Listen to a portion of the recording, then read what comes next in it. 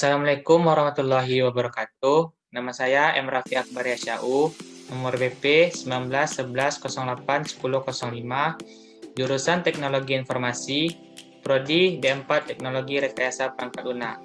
Kali ini saya akan membahas yaitu tentang Internet Database. Internet Database adalah database yang dapat diakses dari jaringan lokal atau internet. Sebagai lawan dari database yang disimpan secara lokal di komputer atau penyimpanan yang terpasang seperti CD. Internet database di-hosting di situs web, tersedia sebagai perangkat lunak produk layanan yang dapat diakses melalui browser web. Itu mungkin gratis atau memerlukan pembayaran, seperti dengan langganan bulanan. Beberapa memiliki fitur yang disempurnakan seperti pengeditan kolaboratif dan pemberitahuan email. Inilah gambaran tentang internet database tersebut. Internet dan e-commerce. Internet merupakan kumpulan jaringan komputer yang saling berhubungan di seluruh dunia. Sedangkan e-commerce, pelanggan dapat menempatkan dan membayar pesanan melalui situs web bisnis seperti Amazon.com. Manfaat e-commerce yaitu worldwide market, bisa beli di mana saja, productivity, tidak ada pemborosan waktu, cost reduction, lebih sedikit waktu dan energi, improved customer service, memudahkan pelanggan mengetahui tentang produk serta layanan lainnya.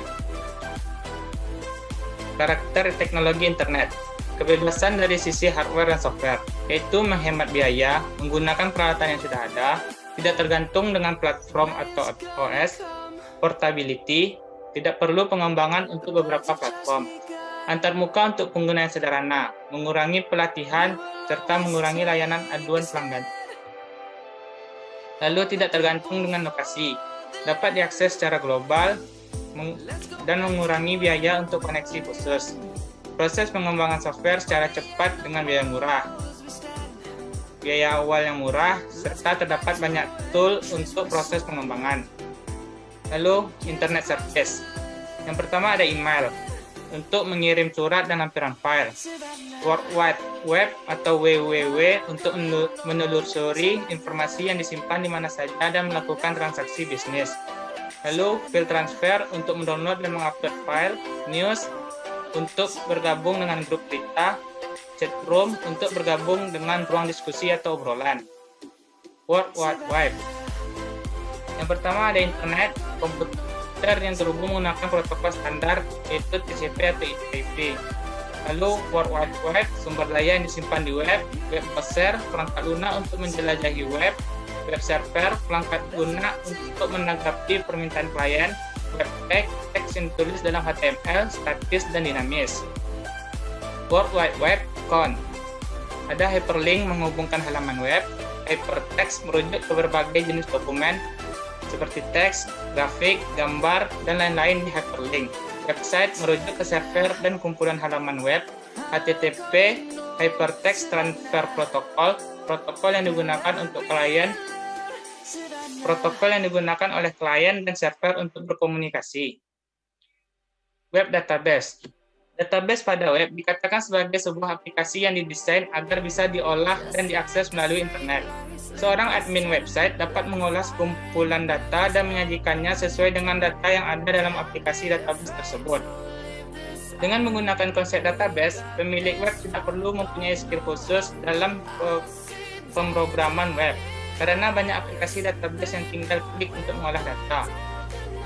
Implementasinya yaitu online shop. Barang-barang yang disajikan di homepage si penjual merupakan sebuah data yang disimpan dan kemudian dipanggil kembali untuk ditampilkan sehingga pembeli bisa melihat foto barang, deskripsi, atau lain sebagainya. Coba bayangkan hal tersebut tidak menggunakan konsep database. Sudah bisa dipastikan kalau pengolahan datanya pasti sangat ribet. Ada satu barang, kita cari dulu fotonya, cari lagi deskripsinya, cari ini, cari itu, lama akhirnya dan tidak efisien. Dengan konsep database, hal-hal semacam itu bisa dikurangi, karena database bisa dianalogikan sebagai sebuah rak buku, dan bukunya adalah data-data yang kita simpan. Jadi, apabila kita memerlukan beberapa data, maka kita tidak perlu repot lagi mencari ke sana kemari. Tinggal cari rak bukunya, lalu cari bukunya, selesai. Lalu, client function dapat di-extend, book-in, browser dapat aktif secara otomatis, required, aplikasi eksternal, contohnya jika XT file adalah PDF, kemudian luncurkan Adobe Acrobat Reader. ActiveX, spesifikasi Microsoft untuk menulis program yang akan dijalankan dalam browsernya. ActiveX ini memperluas kemampuan browser dengan menyediakan kontrol seperti kalender dan kalkulator. Kontrol ini memungkinkan untuk memanipulasi data di dalam browser. Kontrol biasanya ditulis dalam VB atau Visual C++. Lalu client functions, ada VBScript, produk Microsoft berbasis Visual Basic. Halaman HTML berisi kode tertanam yang ditulis dalam VBScript dan dapat digunakan atau dijalankan oleh browser web. Lalu ada JavaScript, produk Netscape atau Netscape Communicator. Lalu ada Java, produk Sun. Ini berjalan di atas browser atau web tablet. Rutinitas Java dikompilasi dan disimpan di server. HTML berisi panggilan ke rutinitas. Browser mengunduh rutinitas dari server dan menjalankannya. Lalu ada server function, query processing from browsers client to server. Browser mengirimkan permintaan halaman web ke server. Server menerima permintaan halaman dan memvalidasi, kemudian lanjutkan ke middleware. Middleware membaca script, memvalidasi dan menjalankannya. Lalu mengirim perintah SQL ke DBMS, ambil info, dan kirim hasilnya kembali ke middleware. Server mengambil dan mengirim halaman ke browser. Ini gambar untuk web ke database middleware.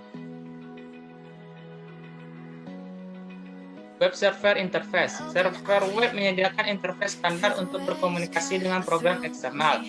Pada umumnya ada dua interface. Yang pertama, Application Programming Interface atau API, memiliki dynamic link libraries dan lain-lain.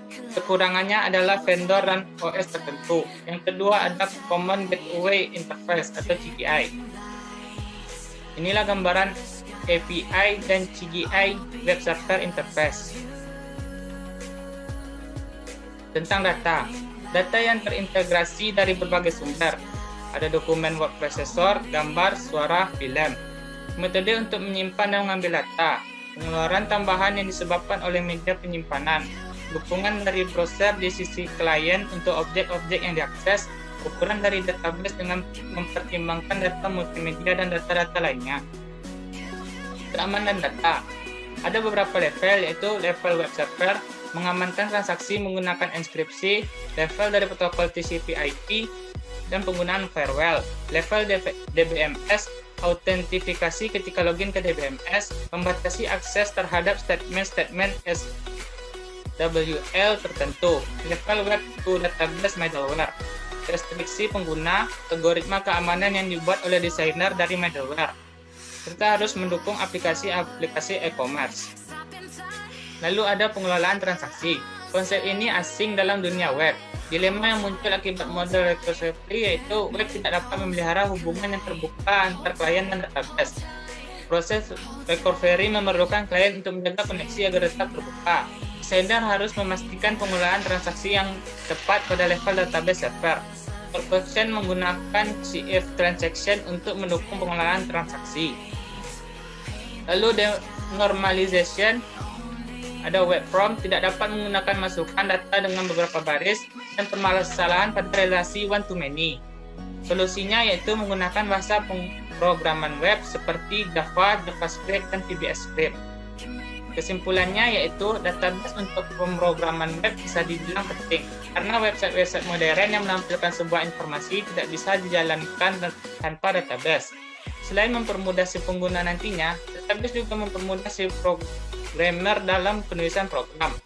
Programmer hanya perlu menulis beberapa baris fungsi, walaupun fungsinya kadang panjang sekali, dan membuat array untuk memanggil dan menampung data yang kemudian siap untuk ditampilkan pada halaman web.